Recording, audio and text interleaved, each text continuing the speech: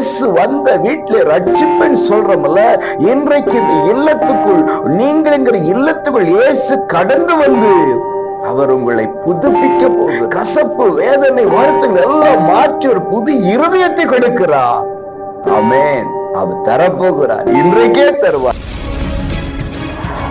அன்பு உறவுகளே, நல்லவர் இயேசுவின் இன்ப நாமத்தில் மனதார வாழ்த்துக்கள். ஏசப்பா உங்களை ஆசீர்வதிப்பாருங்க. புலம்பல் 5:21 பூர்வ காலத்தில் இருந்தது போல எங்கள் நாட்களை புதியவைகளாக்கும். அன்பு உறவுகளே, சந்தோஷமாயிருந்த ஒரு காலம் உண்டு, மகிழ்ச்சியாக இருந்த ஒரு காலம் உண்டு. எந்த கவலையும் எனக்கு இல்லைங்க.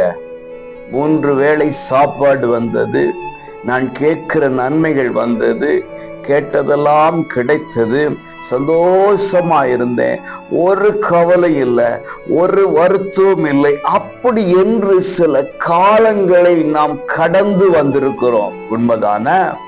ஆனா இன்னைக்கு மன வருத்தங்கள் அதிகரிக்கிறது, வேதனைகள் அதிகரிக்கிறது, பயங்கள் அதிகரிக்கிறது. அந்த காலத்துக்கு நேர்மறையான வாழ்க்கையாக இன்றைக்கு எல்லாம் மாறிவிட்டது. நம்ம செய்ய வேண்டியது என்ன தெரியுமா?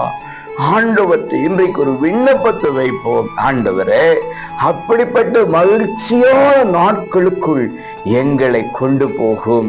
அவர் உங்களை புதுப்பிக்க போகிறார், புதிய வாசனை திரவியங்களாக மாற்றப் போகிறார். கசப்பு, வேதனை, வருத்தங்கள் எல்லாம் மாற்றி ஒரு புது இருதயத்தை கொடுக்கிறார்.